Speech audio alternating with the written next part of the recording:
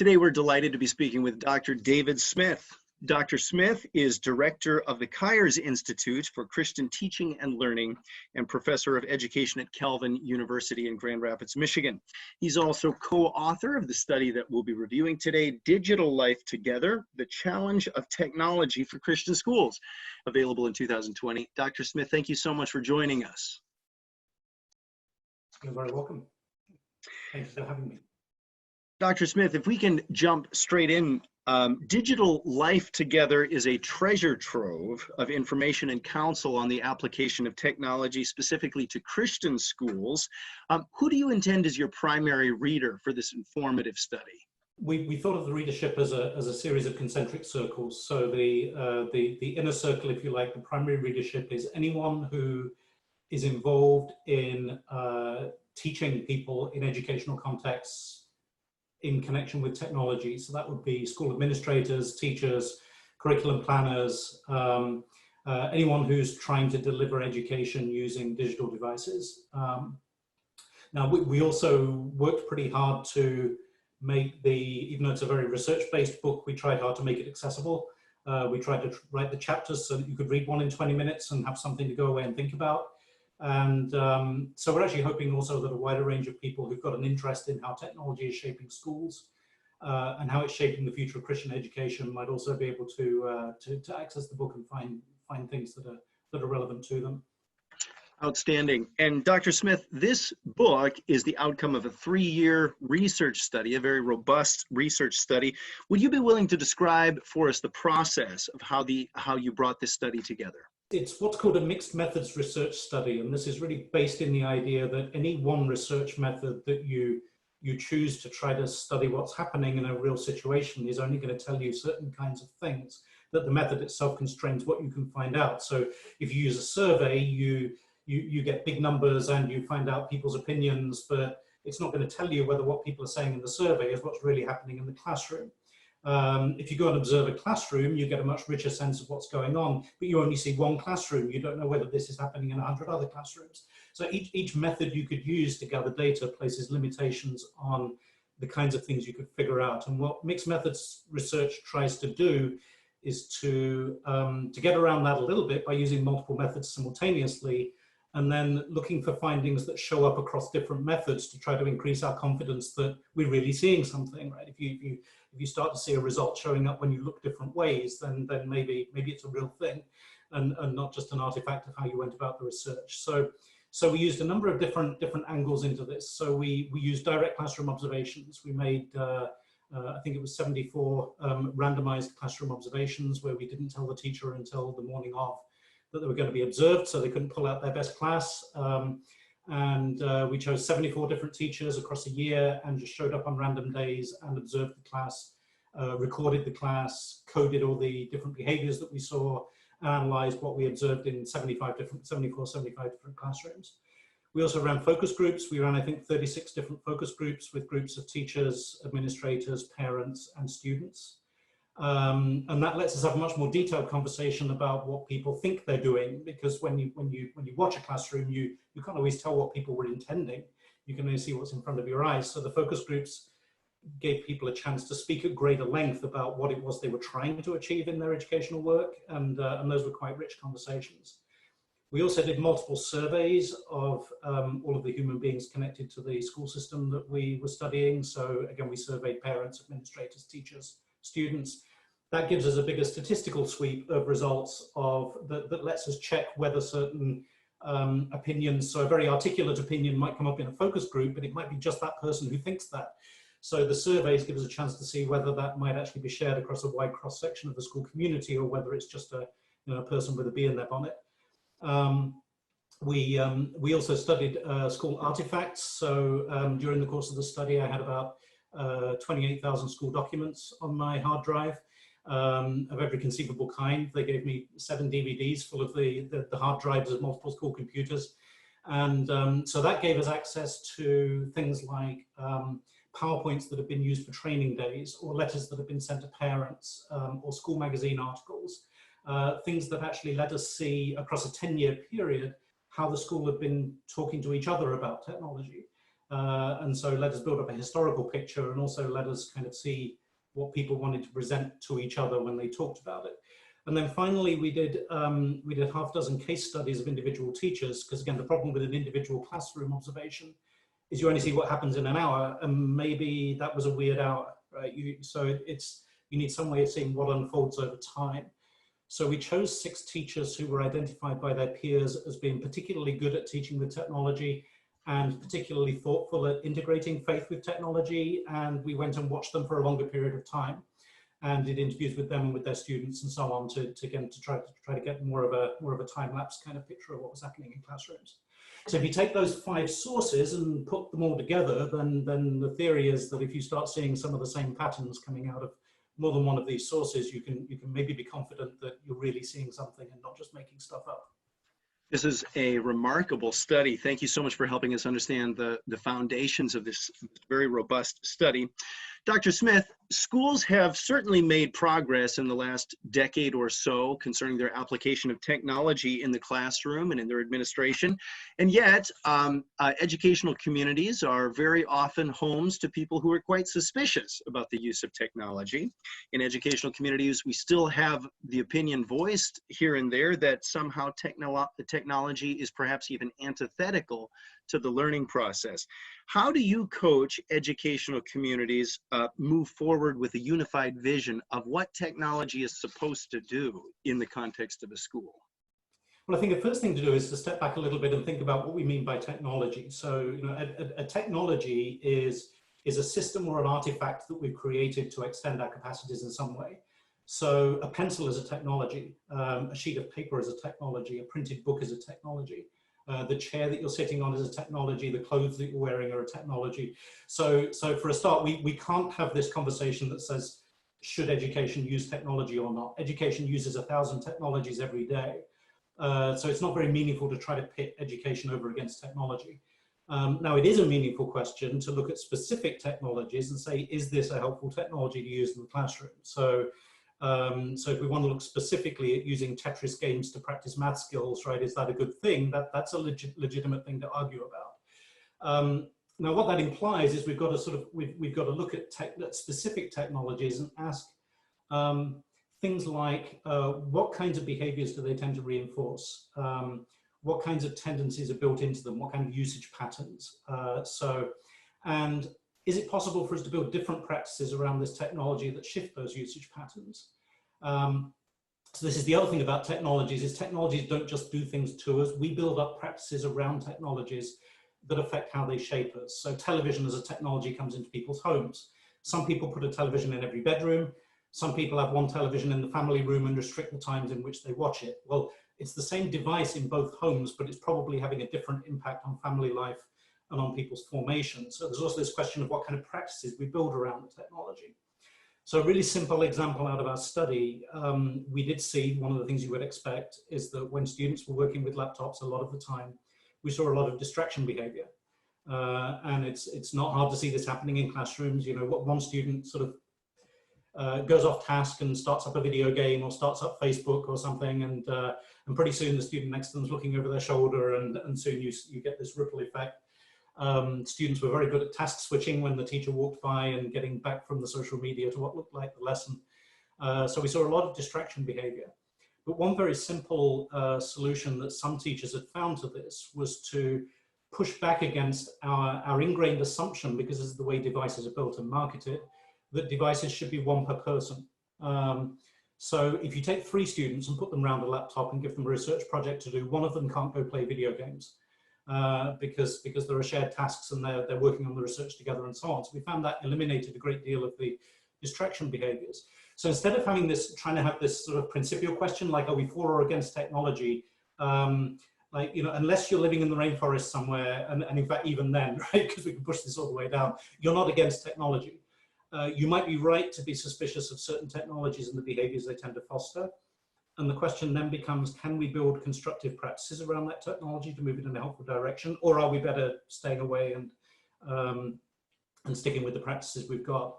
And in a sense, this is part of what provoked the study, because our sense was that the technologies being used in schools were changing faster than the ability of the schools to re-articulate their practices, right? When change happens fast enough, it becomes really hard for you to actually take decisions and decide how you're going to live with it, rather than being swept along by the constant move to the next device and the next software. And then you're in danger of getting sucked into the default usage patterns that it's sort of marketed to provide, without really testing whether they're what you want for the kind of growth or the kind of learning that you're looking for. Dr. Smith, what is your view? Can you imagine a future where almost all of our schooling is done online? Well, I can imagine it, because you know, I think the last 2 months has taught us that lots of different futures can happen, right? And I think it's also the case that there is a difference between the best in all possible circumstances and the best under the circumstances, right? I think what many of us in education are doing right now is the best we can do under the circumstances. That doesn't mean we think it's the best way of doing education in any circumstances, but it's the best we can provide right now. So I can imagine a future in which online education for many students is you know, the best we can do, right? And I also think online education does solve some educational problems. So in some cases, it solves problems of access. You know, if you're living on a remote farm in Australia, that's you know, a very long way from the nearest school, for instance. But the flip side of that is also, it also creates challenges of access. So we've already seen this in the last 2 months, that if you're poor, if you don't have a fast internet connection at home, if you don't have a nice computer at home, if you're dealing with certain kinds of learning disabilities, if you have addictive tendencies that make it difficult for you to work with sort of high attention grabbing digital devices, there are all kinds of ways in which the medium might also disadvantage particular students. So the kind of question that people in education start asking with this is sort of, again, is not can this device deliver education, but if we're using this device, who do we start advantaging and disadvantaging? What kinds of learning become easier? What kinds of learning become harder? And how do you start trying to shift it more to where you want to get it to? There are some things that worry me about things going fully online. So I think online learning often tends to, at least the default way we're doing it now, tends to turn learning into information transfer. And I don't think education is just about getting the information down.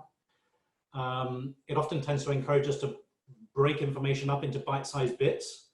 You know, you can sit for 5 hours with a book. It's harder to sit for 5 hours with a Zoom meeting or a PDF document. So I worry about what modes of engagement is encouraging and discouraging. Is it building in us the capacity to engage thoughtfully and to engage intensively, rather than breaking things down into bits and consuming them? What's it doing to the way we interact with each other? We learn to interact with people in certain ways in classrooms. There's social learning going on. Classrooms are embodied places. There are embodied signals, gestures, postures. You know, what does it mean differently in a classroom if you start class with prayer and you kneel, for instance? It's a little harder to do that on a Zoom meeting, right? So those kinds of embodied signals. So there's a lot of bandwidth that we're losing. That doesn't mean I couldn't imagine a circumstance in which, but that's where many of us are right now, we have to do a lot of teaching online, and then we try to figure out how to do it well. So once again, disappointingly, it's neither a blanket yes or no answer. It's you deal with the circumstances and try to do something wise with them. Dr. Smith, you published your book, Digital Life Together, The Challenge of Technology for Christian Schools. I think it was January of this year, 2020, just a couple months before the outbreak of COVID-19. What is your advice to Christian schools concerning what COVID-19 is doing to the educational process? What's your message to Christian schools in this crisis? Yeah, we actually got copies of the book about 2 weeks into the crisis in late March. So yeah, it really arrived almost at the same time as the lockdown, at least here in Michigan. I think we're going through phases at the moment. So I think it's understandable that for the first month or so of the crisis, we were all in emergency mode. We were all in figure out what to do next mode. And so a lot of things happened that weren't necessarily the best long-term plan for education. We were all just trying to figure out how to keep our classes going, how to keep students engaged, how to serve families who were suddenly dealing with having their students at home. And you know, when you're doing that, you cobble a lot of things together, right? And you use whatever platform's going and whatever looks like it works. And there were a lot of long Zoom meetings and so on. So I suspect different institutions are at different places now, but the challenge now is to start emerging from that and start actually going back to the question of what it is we're trying to achieve and being more intentional about it. because there's a chance we might still be teaching online in September. We don't know how this is going to play out. So we've got a little window of time now to start thinking more intentionally about what kind of formation we want in our students and which parts of that we can start tackling in an online environment. So a small example of that I've been going through just in the last 3 days. One of my own summer courses has suddenly turned into an online course for teachers actually. And so I've just been writing the syllabus, and I've been thinking about which kinds of skills I can still ask students to work on in an online environment, and in the context of a Christian course. And so I've been writing into the syllabus some things for students to be thinking about how we read and how our reading practices reflect Christian forms of engagement. So how do you read with patience and with charity? How do you do justice to what the author says, even if you disagree with it? How do you maintain humility while you're reading and not assume by page 7 that you know better than the author? And how do I foster those kinds of engagement in an online environment where we can't sit in a classroom and read together aloud? So what are the equivalents going to be? Well, I can start designing tasks where I actually ask my students to step away from the computer and go read something twice, or read it slowly and time themselves, or read it and go ask somebody down the road to read a paragraph as well and see what they think it means. So just the fact that I'm teaching online doesn't mean I'm limited to the distance learning interface, right? My students still live in a world around them that I might be able to leverage to get the kind of learning that I'm looking for. So that's the kind of process I find myself going through right now. I've still got some of the same goals for my students learning. How do I start shifting those into a way that they're still going to work, rather than accepting the default of what the online packages are pushing me to do? And Dr. Smith, if I can ask just one follow-up question. So we're all guessing as concerning to what the future looks like from here, but let's say that things do get back sort of to normal. What are some of the things that you hope that Christian schools would learn in this time where we're doing everything online because of the COVID-19 pandemic? What are some of the things that you hope Christian schools would learn from this time and permanently embed into their processes? I hope we don't go back to normal, because schools are not perfect as they currently exist. We've all started learning some new skills. We've all started to realize there might be a slightly different way to do the thing that we used to do, the same way for years. So I hope that part of what gets taken back is just a questioning of our routines and a questioning of our habits, and a wondering whether the way we used to doing things in the classroom do actually maximize learning. I was actually speaking at a conference in Australia over the internet a few weeks ago, and one of the things I was talking there about was how, we talk a lot about social distancing and how this social isolation has been created and how we can minister to that. And yet a couple of years ago, I was doing some writing around how most school homework practices tend to isolate students in the evenings, because the way that homework is designed tends to be read something, write something, or research something on your laptop. And homework is always designed to be done alone. And we found it very fruitful for our family when we had conversations with some teachers I know in the area about that, and they started assigning homeworks that required conversations with family members, that required discussions with grandparents, that required students to give a presentation for their family, and actually sort of worked on using the homework to create family connections. Now, that was an example way before COVID, where there was an educational practice we had that tended to isolate us in that time that we had in the evening when we had time as a family, where kids disappeared off to their rooms to do their homework. And parents really were only given the role of being the policeman to make sure the homework got done in time. And now suddenly we've got this enforced isolation, and maybe it's a chance to start thinking about, even when we're back to normal, are we actually good at creating connections between people, or do we create isolation even when it looks like we're living normally? So that kind of question, I think we should go back to normal, not assuming that we knew how to do normal, but maybe asking questions about the educational practices that we had beforehand. How close were they to what Christian learning ought to look like? Dr. Smith, thank you so much for that reply. Dr. Smith, one of our goals in this interview program is to allow Christians speaking from different parts of the Christian tradition to speak about the commonality of what the church's mission is and what the church is as a theological entity. We've been speaking about Christian education, which is obviously something that the church all over the world is relearning how to do in this present context. If I can close with this question, it's a question we've been asking all of our interviewees. What would it mean for the church to be united today? How would we recognize this unity, and what is it that we can do from wherever we are in the Christian church to pursue the unity for which Jesus prayed in John 17? I don't come at this primarily as a theologian, so I don't have a sort of, a great profound theological fix for the for the church's disunity, but I have over many years worked with teachers in a lot of different kinds of Christian education, people working in Anglican schools, Catholic schools, Lutheran schools, evangelical schools, Pentecostal schools, in England, in America, in Ukraine, in Australia, and so on. And what I've pretty consistently found is that when we're actually focusing on, be careful not to frame this too reductively, but what it is we need to get done, like how do we actually love God with all our heart, mind, soul, and strength, and love our neighbor as ourselves in the way that we carry out education. That a lot of the things that divide us kind of melt into the background under the urgency of actually figuring out how to carry out our ministry in the world. That when we kind of sit face to face arguing with each other about first principles, that kind of stuff comes up very quickly. But when we're trying to figure out, what should homework look like for a Christian school, or how should a Christian school use laptops, or what kinds of learning activities with digital devices are actually counter to Christian formation. And in our research, we did find some worrying things. I mean, in fact, one of the interesting things was we found some things that parents weren't worried about that they perhaps should have been worried about that we saw going on with digital devices in schools.